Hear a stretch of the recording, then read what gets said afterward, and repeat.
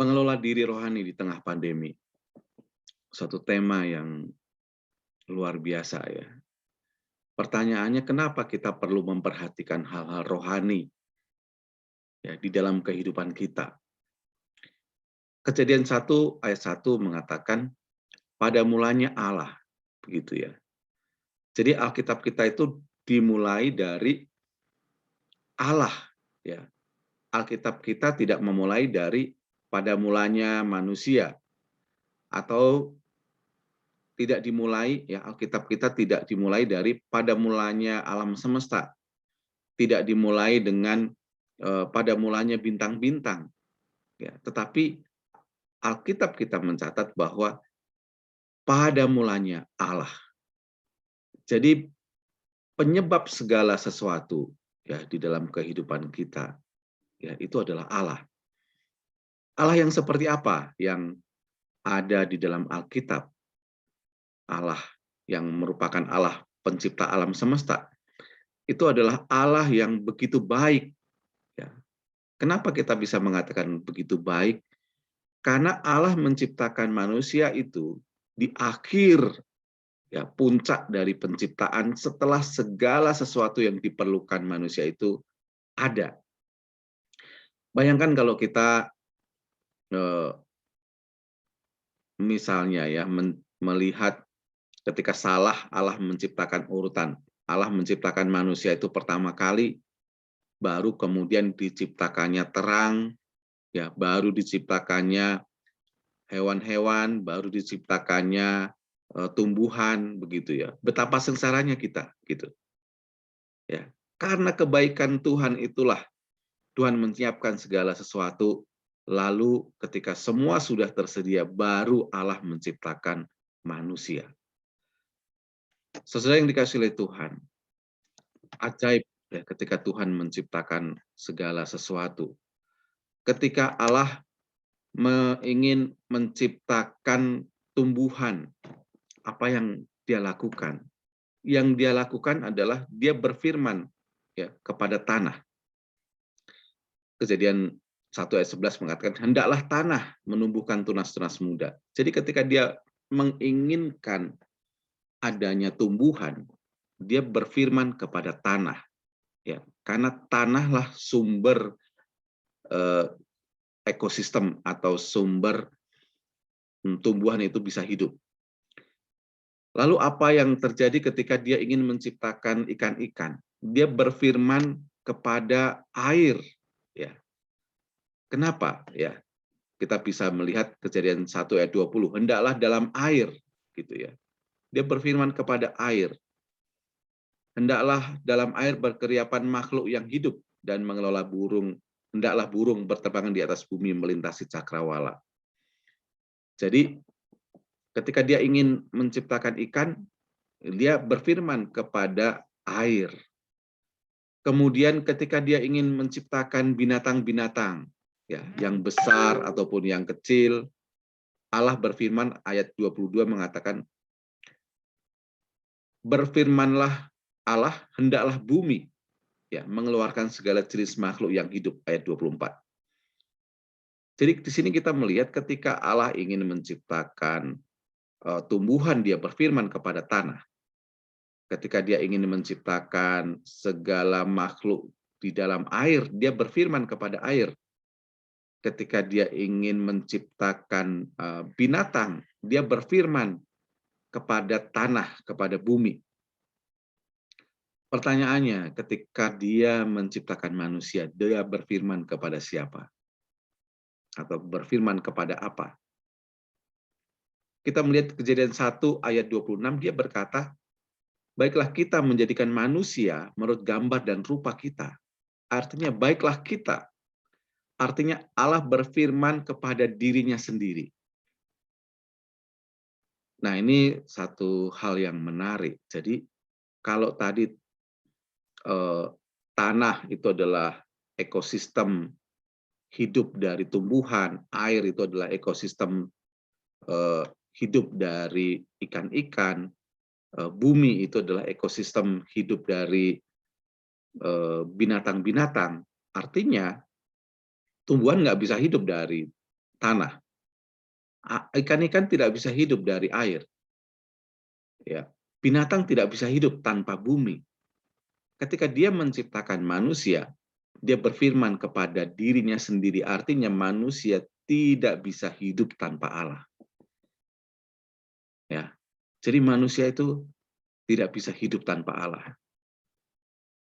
Nah, jadi kita tidak bisa mengabaikan persoalan-persoalan rohani, ya, persoalan-persoalan yang menyangkut apa rencana Tuhan terhadap dunia ini dan terhadap kita.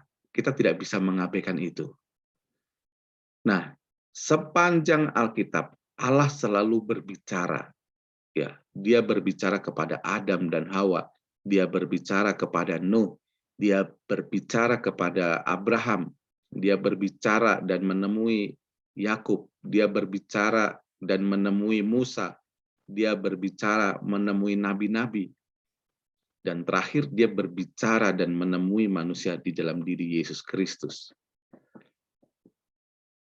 Nah, jadi saudara-saudara yang dikasihi oleh Tuhan, Allah kita itu adalah Allah yang baik dan Allah yang mau menemani, ya, Allah yang mau berbicara kepada kita. Perbedaan antara Kristen dan non-Kristen itu adalah kita ini, orang Kristen itu punya relasi dengan Allah. Itu yang tidak dimiliki oleh orang lain di luar kekristenan. Punya relasi, ya. Allah mau menyatakan diri, mau berbicara, ya, berbicara kepada kita. Maka di tengah situasi apapun, ya, janji penyertaan Tuhan itu boleh nyata di dalam kehidupan kita, termasuk juga di dalam pandemi ini, ya. Jadi kita tidak bisa mengabaikan perkara-perkara rohani. Karena ada maksud Tuhan, ada tujuan Tuhan yang hendak Tuhan nyatakan. Kalau kita mengabaikan apa maksud Tuhan, ya kita kebingungan, gitu ya. Nah, hidup yang berelasi dengan Tuhan, itu kalau boleh saya katakan itu hidup yang paling optimal, begitu ya. Hidup yang paling beruntung lah, gitu ya. Jadi kalau lawan beruntung itu kan celaka, begitu ya. Kita ini celaka kalau ketemu orang jahat. Ya, kita ini celaka kalau ketemu virus yang jahat, begitu ya. Dan kita itu beruntung kalau ketemu pribadi yang baik, ya, dan apalagi kalau pribadi yang baik dan berkuasa, begitu.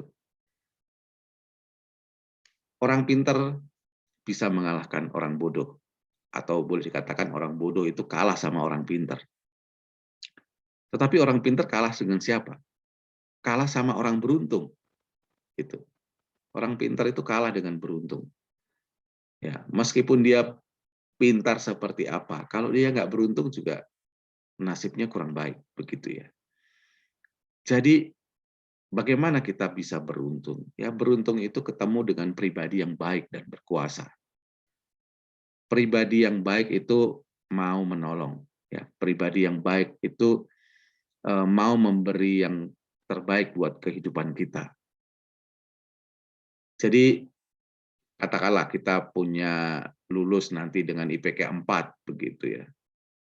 Mungkin kita akan kalah dengan orang yang katakanlah dekat dengan Pak Presiden, begitu. Ya, karena kita nggak punya relasi dengan Presiden, ya. Seperti itu. Jadi mengelola diri rohani di tengah pandemi, ya. Saya mau mengatakan bahwa hal-hal yang rohani itu penting di dalam kehidupan kita. Yang kedua, hidup yang paling beruntung itu adalah ketika kita menjalin relasi, ya, dengan Allah yang rindu berbicara kepada kita. Maka sediakanlah waktu untuk kita boleh membaca Alkitab. Saya bersama-sama dengan karyawan Telkom Group, gitu ya, itu punya grup ya selalu membaca Alkitab 4 pasal setiap hari. Dan di situ kita bisa melihat bahwa ternyata dari dulu, ribuan tahun yang lalu, itu Tuhan selalu berbicara ya kepada semua orang sepanjang zaman. Itulah Allah yang sejati, Allah yang melintasi zaman. Nah, ketika kita mau meluangkan waktu berbicara, mau mendengar firman Tuhan, kita akan merasa Tuhan hadir di dalam kehidupan kita. Di dalam sejarah Israel, Tuhan itu hadir lewat apa? Lewat tabut perjanjian. Ya, tabut perjanjian itu isinya apa? Hanya 2 loh batu. Ya, hanya isinya adalah firman Tuhan. Jadi firman Tuhan itu simbol kehadiran Tuhan. Ya. Wajar saja kita tidak merasa Tuhan hadir dalam kehidupan kita, karena kita tidak pernah mendengar firman Tuhan. Hidup kita tidak ada firman Tuhan. Maka mari di dalam situasi di tengah pandemi sekarang ini, Tuhan akan berbicara kepada kita secara pribadi lepas pribadi dengan membaca Alkitab kita setiap hari. Ya, punya waktu teduh, menjalin relasi dengan Tuhan. Selamat membangun relasi meskipun di tengah pandemi. Amin.